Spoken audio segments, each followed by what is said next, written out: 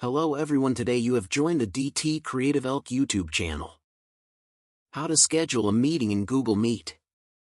If you find this useful, then consider subscribing and liking the video.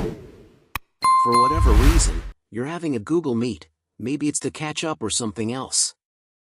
From Google, you can press Google Apps in the top right and go down and press Meet. You can go and press New Meeting, and then you'll get a pop-up.